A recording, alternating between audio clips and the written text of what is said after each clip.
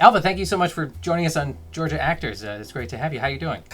Great. What a time to be alive, huh? Yeah, exactly. I think a lot of people think that you started acting right after radio, but really you've been acting and doing stuff before that. Yeah, it actually went acting to stand-up comedy to radio.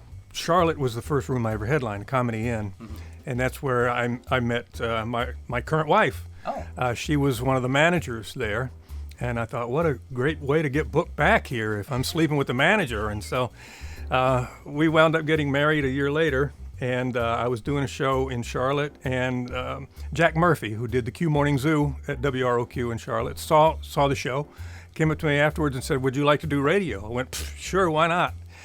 And that started 25 years of morning radio, from Charlotte to St. Louis to Seattle to Kansas City to Tampa to Denver and then Atlanta for 9 years. And along the way, in the early part of that, I was doing some acting. I got my first network booking in Charlotte in a movie called Time to Triumph with Patty Duke and Joe Bologna, which shot here in Georgia, by the way. Oh, okay. Yeah, Fort Benning. Alva, when you got started on camera, you did some productions in the mid-'80s. What have you noticed from then to productions now? It hadn't really changed all that much. I mean, the good thing about it was I learned, set protocol and all that stuff. And Patty Duke was just such a wonderful person. She was, I don't think she was SAG president then. She became SAG president later. But she was just so thoughtful and caring about all the actors who were on set, because it was about the woman who completed the first Army flight program. Oh, okay. And so it had a lot of young kids who were, young Army recruits and all that stuff, and she just treated them like gold. It was, and for me personally, that was a lesson. I learned that even the people who are big stars can be that way, can be nice and can be accepting and generous and all those things. And I learned that that's the way I want to be. I hear sometimes that local hires can be treated a little bit differently than some of the other actors on set. Has that been your experience? Well, when I got back into acting, I accepted some extra gigs, and yeah, you're sort of treated like cattle.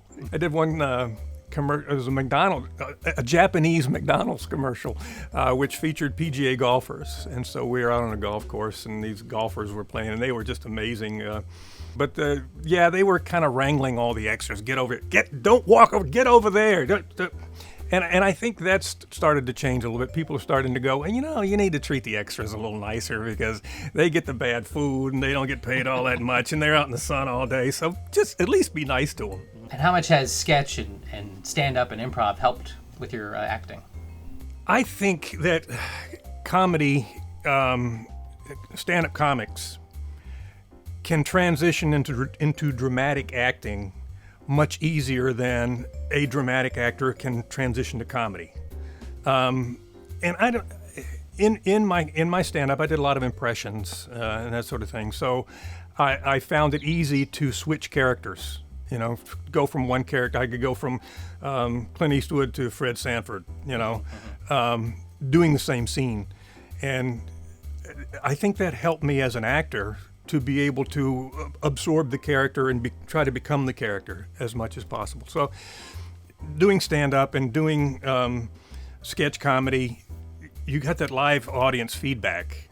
And so you kind of know what works. Right. And even in your head, when you don't have that, you kind of are getting a sense that it's working or it's not working. When you were doing radio, you did a lot of traveling with that.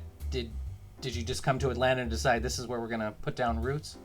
It was odd because I started working with my partner Kelly Stevens in Seattle, and they changed formats there, so we were out. And then we went to Kansas City, and we had a couple of good years. And then they changed formats there, and we were out. And from that point on, though, after Kansas City, went to Tampa, and then we were able to call our own shots. We made the choice to go to the next place. It was contract negotiation time, and we got another offer, and we went to them and said, well, our contract's running out, and we got this offer to do this. Can you match it? And they went, well, the guy in Tampa went, no, that's our last offer. Take it or leave it. And we went, see ya.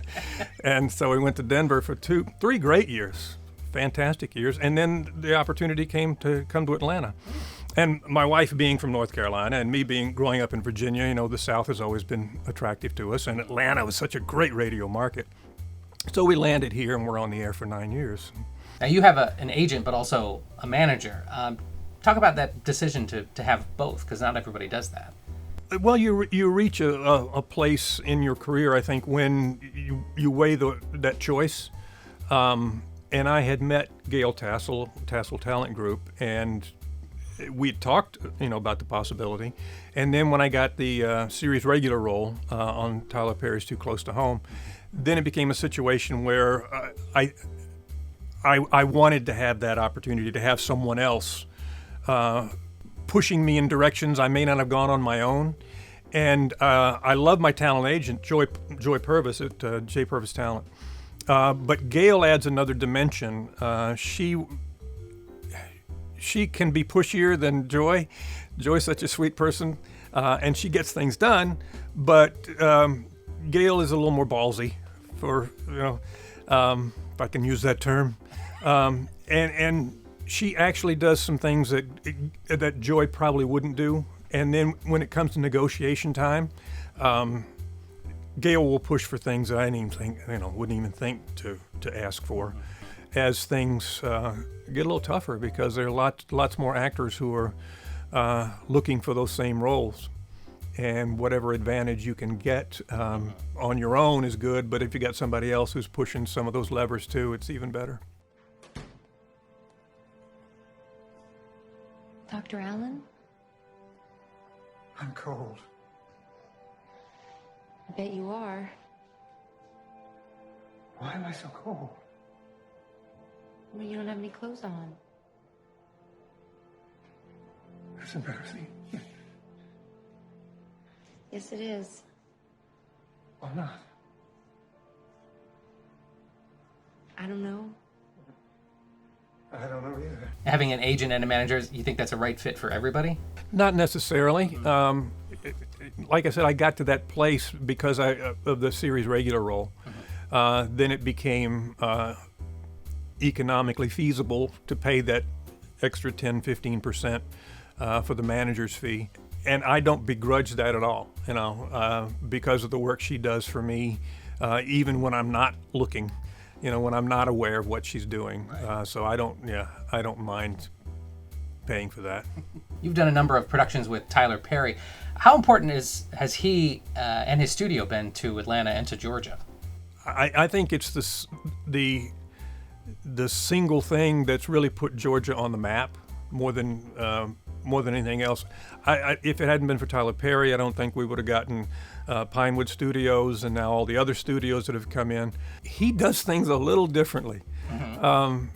There are people who criticize him for the way he produces his shows, but he does them efficiently and effectively. When I did Too Close to Home, it was 8-episode seasons, and I was guaranteed 7 episodes. We shot all 7 of my episodes in one day.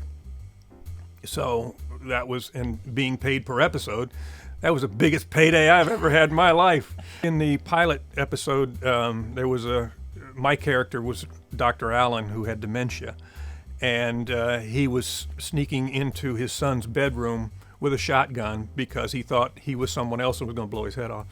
And then that went to a place of him weeping, understanding, getting a little bit of clarity and understanding what he'd just done, and grabbing the shotgun barrel and putting it up to his head and begging his son to pull the trigger. When we finished that scene, we did first take, and when we finished that scene, Tyler just went, "Damn!" And we did 2 more takes, and that was it for probably the most emotional scene I had ever done on camera. But there are times when he'll be in the middle of a scene, and he'll be rewriting in his head. Okay, say this. Mm-hmm. Okay, wait a minute, now do this. And he gets his shots with the 3 cameras and move on. Oh. But he's been huge for Atlanta. I mean, his studio, and now the way he's expanded at Fort McPherson, and he's got 12 sound stages. He's got housing for actors. And as he's cranking up again with the Oval and Sisters, and I think those are the two that are going right now. I mean, he's doing COVID checks every 4 days for all the actors, flies the actors in, houses them there. So he's getting it done, doing it right, and I think that's put Atlanta on a rocket ship, I believe.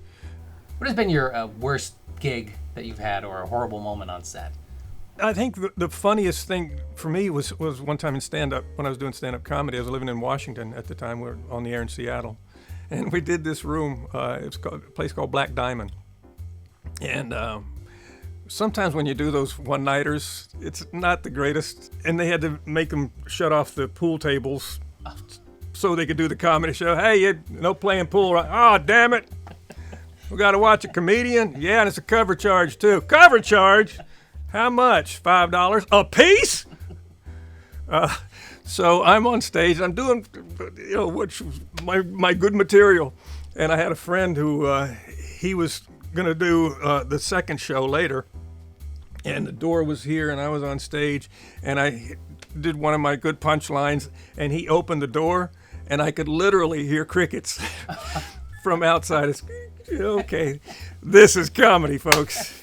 And then one time in Albany, Georgia, doing the Holiday Inn here, and it was one of those where people were just staring at me, except this table in the back that I couldn't see because the light was, and they were laughing, howling, having a great time. So, beautiful. So I did the show for them, and I got off stage, went to the bar, and waitress came over and said, the table in the back would like you to come over. They want to buy you a drink and come over. It's great. Yeah, they were fun. Got over there, and it was Brett Michael and Poison. Oh, really? Yeah, they were in town for a concert the next night. So I sat with them and partied the rest of the night. Well, Alpha, thank you. Yes, sir. Appreciate you coming by. It's been a pleasure. Thank you, John. Yeah. To our basement. It's lovely, kind of spooky. Don't open that door over there.